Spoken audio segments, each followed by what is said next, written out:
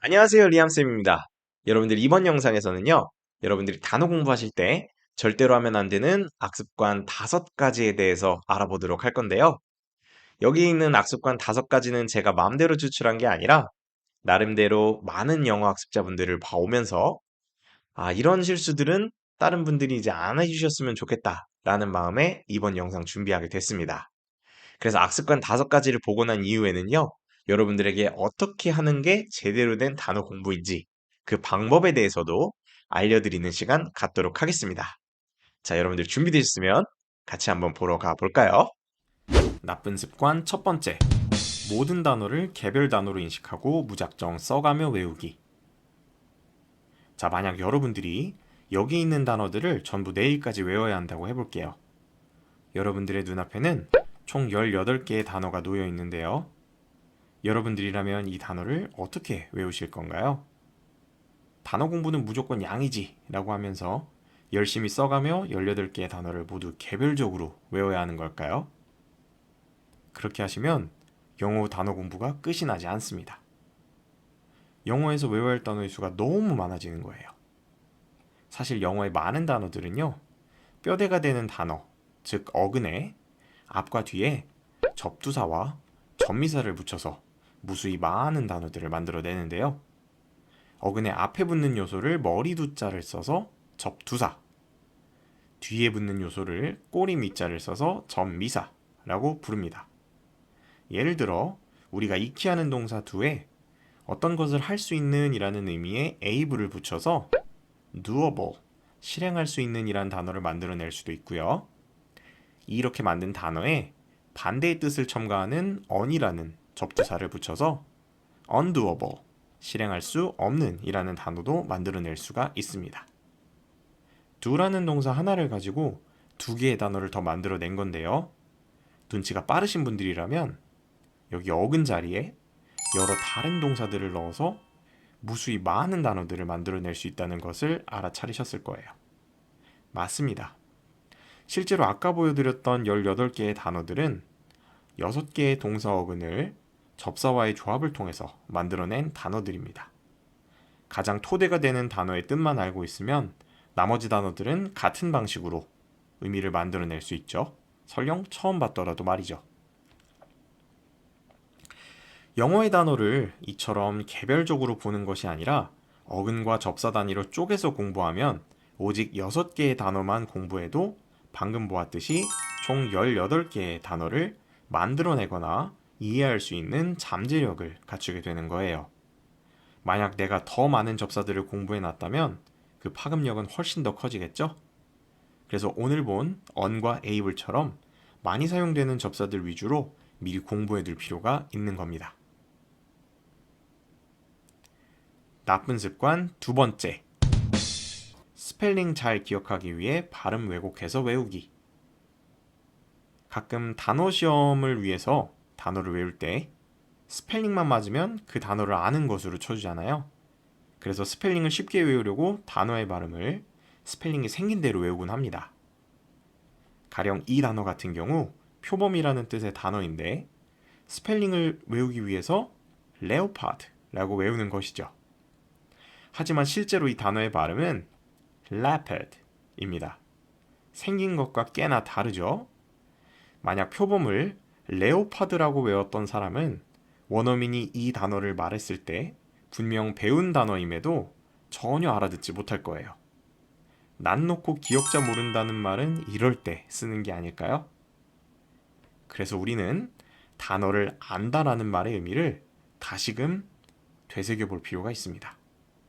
단어를 안다는 것은 글로 읽고 쓸 줄 아는 것뿐만이 아니라 소리로 듣고 말할 줄 아는 것도 포함된다는 것을 기억해 주세요.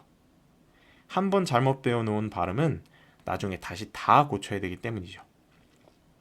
내가 글로 읽고 쓰기만 할 게 아니라면 처음 배울 때부터 최소한 발음 한 번씩은 꼭 연습해 보는 게 좋겠죠? 나쁜 습관 세 번째. 단어의 뜻만 달랑 외우기. 특히 동사의 뜻을 달랑 외운다? 이렇게 하시면 나중에 한마디도 말하지 못하고 쓰지도 못해요. agree라는 동사예요. 동의하다라는 뜻입니다. 그래서 외웁니다. agree, 동의하다. 하지만 이렇게만 외우면 나중에 활용을 못합니다. 무슨 말이냐면요. 동의한다는 행위는 보통 어떤 것에 동의하겠죠.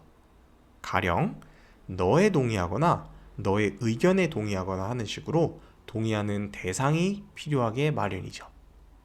그러나 agree를 동의하다라고만 외웠다? 나는 너에 동의해 라는 말을 어떻게 써야 될지 몰라요. I agree you? Nope. agree는 with랑 같이 쓰여서 어디에 동의하는지를 표현해 줍니다. 그렇다면 agree 뒤에 with가 온다는 사실은 어떻게 알 수 있을까요? 정답은 애당초 단어 외울 때 같이 외웠어야 되는 거예요. 어떤 동사가 어떤 전치사랑 함께 쓰이는지는 대부분 관용어의 영역, 즉 쓰다 보니 그렇게 굳어진 표현들이기 때문에 우리가 예측해서 맞추기보다는 단어를 외울 때 그냥 같이 공부해둬야 하는 거예요. 특히 동사를 공부할 때는 더더욱 신경 써주셔야 합니다. 그렇다면 이런 건 어디서 배우냐고요? 단어 사전을 잘 활용해 보세요. 저 같은 경우 옥스포드 Learner's Dictionary를 자주 이용하는데 해당 단어의 뜻 아래 예문들을 보시면 이렇게 같이 쓰이는 패턴이 나와 있어요. 혹은 아직 영영사전이 낯선 분들은요, 네이버의 단어를 검색해도 같은 정보를 얻을 수 있어요. 보통 이렇게 문형이라고 되어 있는 곳에 동사가 어떤 패턴으로 쓰이는지 나와 있습니다. 어떤가요? 단어사전에 생각보다 유익한 정보들이 많죠? 나쁜 습관 네 번째. 모르는 단어가 나오면 바로 사전 뒤지기. 단어 공부를 위해서 사전을 활용하는 것이 잘못된 게 아닙니다. 하지만 글을 읽다가 모르는 단어가 나왔다고 바로 단어 사전을 뒤지는 습관이 되면 주변 맥락을 통해서 단어의 의미를 추론하는 능력이 자라나질 않아요. 사실 단어의 의미를 추론하는 능력은 굉장히 중요합니다. 왜냐하면 내가 아무리 단어 공부를 열심히 한다고 하더라도 모르는 단어는 꼭 나오게 되기 때문이죠.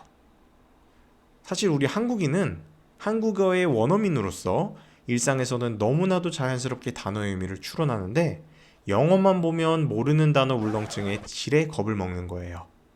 정말 그런지 한번 볼까요? 자, 이 문장을 한번 읽어봐 주세요. 상황을 은폐하거나 호도하지 않아야 사람의 신뢰를 얻을 수 있다. 호도하다라는 단어를 한국 사람들한테 뜻이 뭐냐고 물어보면 정확하게 설명하실 수 있는 분이 얼마나 될까요? 제 생각에는 많지 않을 것 같은데요. 하지만 우리는 이 문장을 읽고 단어 사전을 뒤지러 가지는 않습니다. 맥락상 은폐와 비슷한 뜻으로 감추다는 뜻이겠죠. 여러분들 충분히 의미를 만들어내서 읽을 수 있죠. 영어에서도 똑같이 할 수 있고 하셔야 됩니다. 다음 문장을 볼까요? I bought two shirts, a pair of jeans and a pullover. 우리는 셔츠가 뭔지도 알고 jeans가 뭔지도 알아요. 그런데 마지막에 처음 보는 pullover라는 단어가 쓰였네요.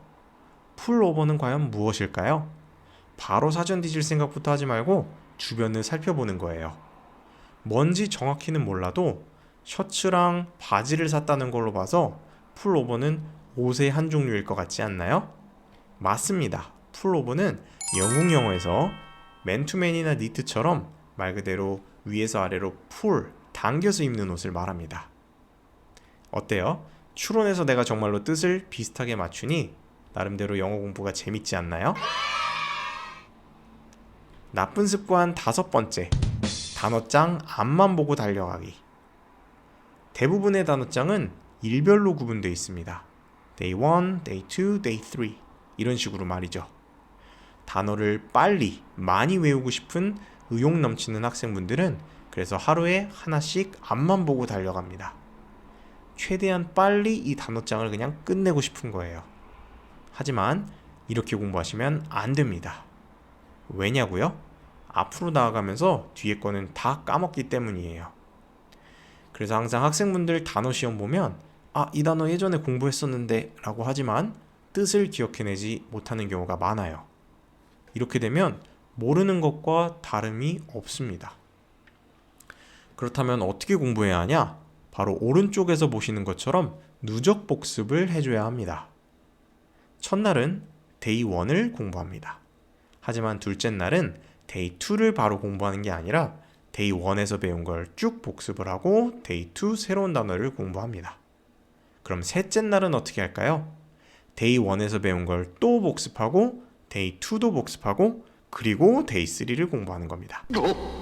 이렇게 공부하면 처음에는 오래 걸리겠지만 누적이 되면 될수록 눈으로 훑고만 넘어가도 다 기억나는 수준까지 오게 돼서 시간이 점차 빨라져요. 그럼 왜 이렇게 공부를 해야 될까요? 바로 인간은 망각하는 동물이기 때문입니다. 이 그래프는 에빙하우스의 망각 곡선이라고 하는 그래프인데요. 처음 배웠을 때에는 시간이 흐르면서 습득한 정보가 급격히 줄어듭니다. 한마디로 빠르게 까먹는다는 얘기예요. 하지만 같은 내용을 반복해서 복습해 줄수록 시간이 지나면서 정보를 까먹는 비율이 감소하게 됩니다. 단기 기억에서 장기 기억으로 전환이 되는 것이죠. 그래서 단어를 외우고 자꾸 까먹는다고 하시는 분들은 단어를 누적해서 복습해 보시기 바랍니다. 명심하세요. 양을 많이 외우는 게 중요한 게 아니라 조금을 배워도 제대로 배우는 게 중요한 거라는 사실. 자, 지금까지 우리는 총 5가지의 단어 공부하면서 지양해야 될 나쁜 습관들을 알아봤습니다. 영어 공부에 있어서 단어 공부는 가장 기초가 되는 부분이니만큼 좋은 습관으로 제대로 공부해 놓으시면 나중에 단어 때문에 고생하시는 일이 많이 줄어들 거예요. 오늘 준비한 영상은 여기까지입니다. 내용이 유익하셨다면 좋아요와 구독 눌러주시고 다음 영상에서는 더욱더 유익한 내용으로 찾아뵙도록 하겠습니다. 다음 영상에서 만나요. 안녕.